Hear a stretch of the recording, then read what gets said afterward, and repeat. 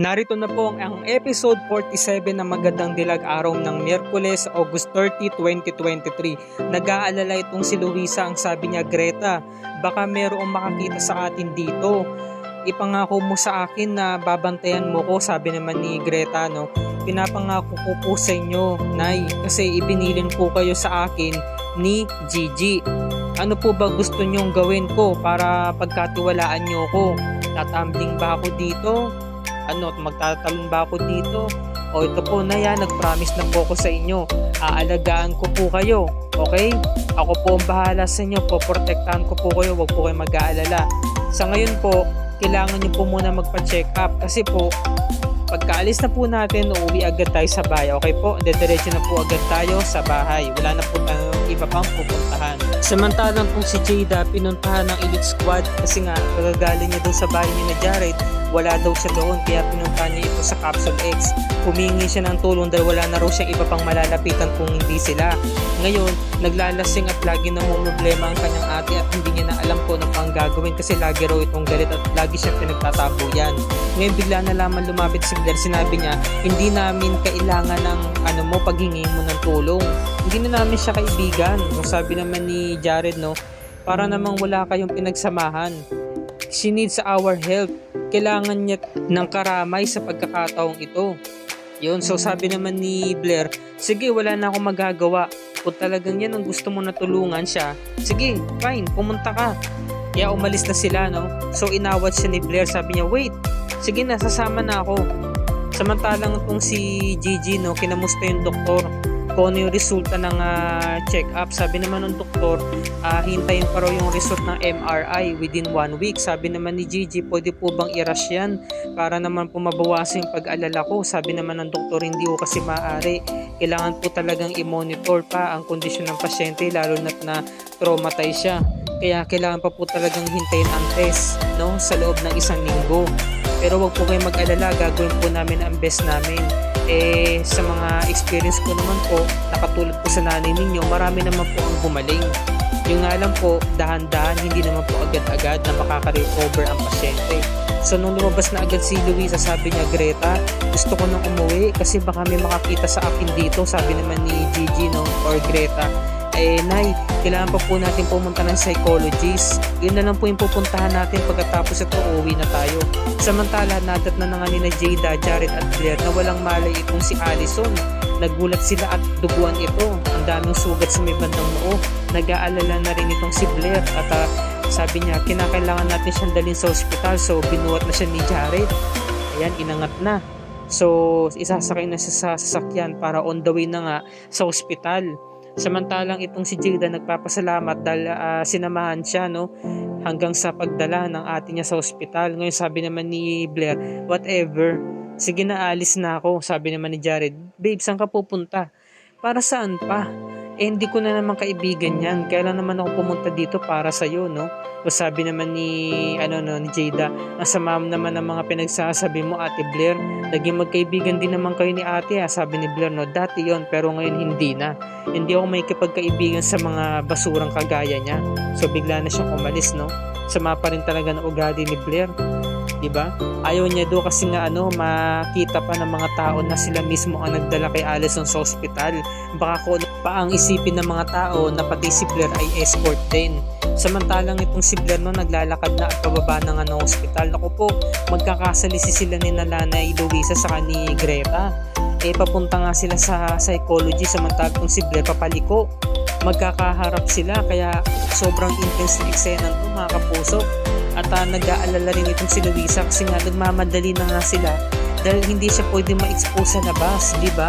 Baka sakaling meron nagmamanman sa kanila o baka meron makakita sa kanila. So sabi naman ni Luisa, ba't tayo huminto? Sabi ni Greta, no, kasi nandito na po yung psychology room. Tara na po, Nay, pasok na po tayo. Buti na lamang lumiko sila. Save by the bell, nasakto. Pagpasok sa pintuan nila Gigi, saktong dumating naman si Blair at lumiko siya. Samantalang pong si Riley, kasama si Magnus at naka-receive siya ng text galing kay Blair. Sabi niya, nag-text si Blair, sabi niya, Allison was too drunk, she hit her head on the coffee table, kaya nga dinala siya sa ospital. So ang pinagtataka nito ni Riley, bakit nag-aalala ng ganon si Magnus kinuha agad yung phone. So naueyan siya sa acting nito kaya inago niya agad yung phone. Tapos biglang nagbago isip ni Magnus, sabi niya, naalala ko nga pala meron akong meeting sa office, urgent ito. So kumain ka na lang mag-isa sa sa lunch. No, isang tabi na muna natin to. So sabi naman ni Riley, no, bakit ngayon pa sumabay?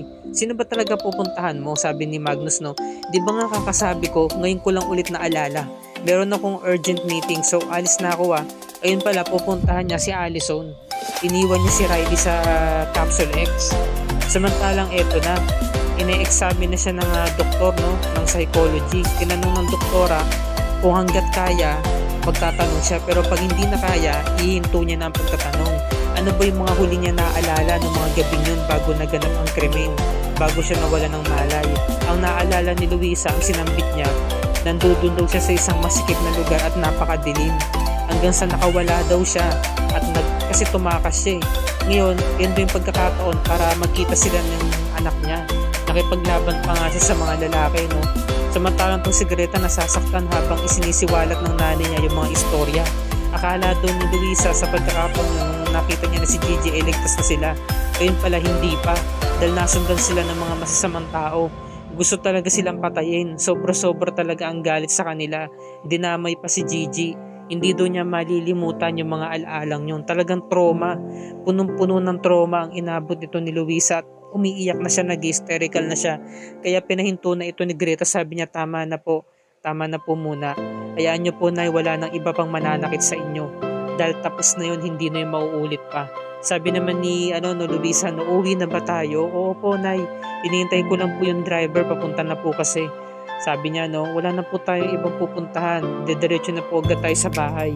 Samantalang tong si Riley, nababaliw na naman siya, kaya tumawag siya kay Magnus at kinainisan ko ni Magnus. Sabi niya, pwede ba, nandito ako sa restaurant, kasama ko yung mga mga opisyales, kaya huwag mo na akong guluhin, okay? Hindi ko na dapat pasabihin sa'yo kung ano po yung mga ginagawa ko. Sabi naman ni Riley, ba't nagsisinungaling ka? Kakatawag ko lang sa office mo, sabi ng sekretary mo wala ka doon. Sino ba talaga yung kakatagpo mo? Natural, kailangan ko yung malaman. So buti na lamang talaga may kausap sa puntong si Magnus, kasi nagbukas yung pintuan ng elevator. Lalabas na siya, samantalang tong sina Luisa at Greta papasok at sasakay sila ng elevator. So very intense na naman ang eksena ng mga kapuso. Nagulat talaga sila. Nanlaki yung bibig ni Greta, hindi niya na alam ang gagawin eh, kasi on the spot na eh. Ito naman si Luisa, so din, sisigaw na. Talagang lumingon siya kay Greta, parang talaga, gusto niya talagang humingi ng tulong. So ang ginawa ni Greta, tinakpan niya yung bibig at bigla agad siyang pumasok. Yun, so nung kausapan ni Magnus sa phone ng asawa niya, napansin pala ni Magnus si Greta. Nabanggit niya, Greta. Sabi naman ni Riley, Greta, kasama mo ba siya? Sabi naman ni Magnus, hindi, nakita ko siya dito. Ang pinagtataka ko lang, bakit parang takot na takot siya sa akin, bigla siyang umiwas sa akin. Napansin ni Magnus si Greta. Yun. Kasi yung tangkad ni Greta, nakatayo siya eh. Hindi niya napansin si Luisa dahil nakaupo ito sa wheelchair. Maliit ito kumbaga. So bigla na agad siyang tumawag para madaliin yung driver na pumunta na. Natatakot siya, para sa nanay niya, ganoon din si Luisa. Sabi naman ni Greta, huwag kayong mag-alala, Nay. Ako magpoprotekta sa inyo, tatadyakan ko sila. Kung sino man ang gustong manakit sa inyo, wala nang makapanakit sa inyo, lalo na si Magnus.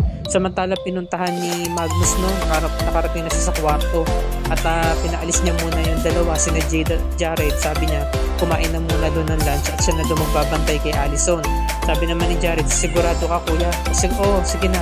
So lumapit siya, sabi niya, importante ka sa akin, Allison. Hindi ko kahayaan na masaktan ka.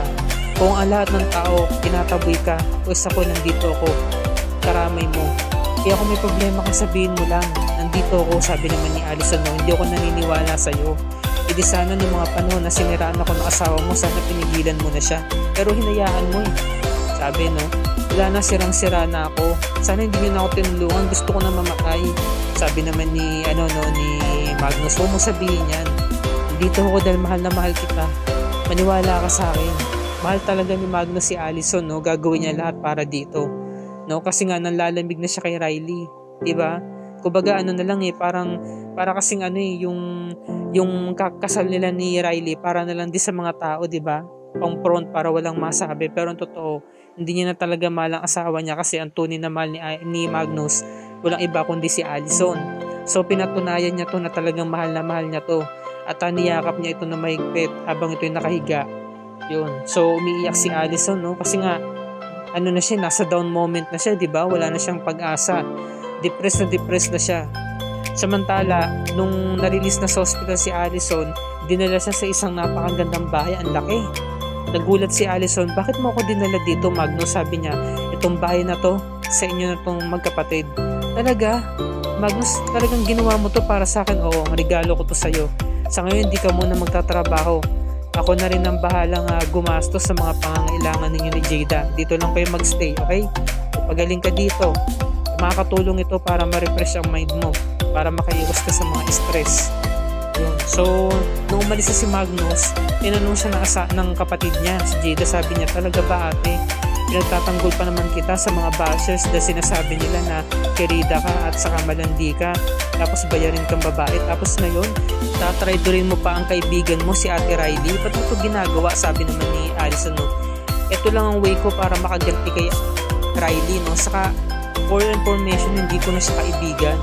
So, samantalang itong si Greta, nagising sa nanay niya dahil binabangungot, di ba? Nanonumbalik yung mga madilim na parte ng buhay niya. Hanggang sa nagising yung nanay niya at sinakal agad si Greta kasi nga sobrang takot nito. Ang tingin ng nanay niya kay Greta is kalaban.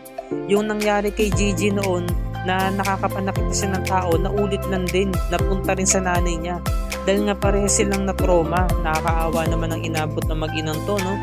Samantala, ito yung dapat natin pakatutukan mga kapuso. Bukas na yan, araw ng Huwebes, August 31, 2023. Patuloy pa rin ang pag-iimbestiga nito ni Attorney Eric, hindi talaga siya tumitigil, no? Katuwang ang best friend niya na si Attorney Cyrus at napagtanto nga nila na walang death certificate itong si Luisa Robles, di ba? So ibig sabihin buhay siya. Buhay na buhay talaga si Luisa. Ito yung malaking katanungan na kailangan talagang alamin ni Attorney Eric. Samantalang itong si Jared, no, baliw na kay Greta. Napapaibig na siya dito ng tuluyan. Gagawin niya lahat para maprotektahan ito, lalong-lalo na sa mga tao nang babastos sa kanya. Ultimo yung mga kaibigan niya, diba? Sinuntok niya, gawa nga ng binastos si Greta. Sabi daw parang ang sarap yata ni Greta, diba? Parang magaling yata sa kama. So samantalang tong si Luisa, nato-traumatize, no? Gawa nga ng nakakita siya ng apoy, yung sinisigaan, diba? Ng mga tuyong damo. So nagwala siya, diba? Ayaw niya makakita ng sunog kasi pakiramdam niya siya yung sinusunog sa mga panahong yun. So ito yung dapat natin pakatutukan mga kapuso. Tuluyan pa kayang makaka-recover at manunumbalik ang dating kaisipan nito ni Luisa, diba? Yan ang dapat nating pakatutukan at malalaman na kaya ni Attorney Eric ang sikretong tinatago nila Luisa, Sophia at Greta aka Gigi. Yan ang sabay-sabay natin pakatutukan bukas mga kapuso. Kaya dito na po nagtatapos ang review and recap para sa araw na to. Kung bago ka pa lamang sa akin channel, i-like mo ang video na to at i-share mo na rin sa iyong social media platforms. I-hit mo na rin subscribe button with notification bell icon para lagi ka updated sa mga episodes ng Magandang Dilag and other GMA shows tulad nito. Maraming salamat sa inyong panonood mga kapuso and God bless us all.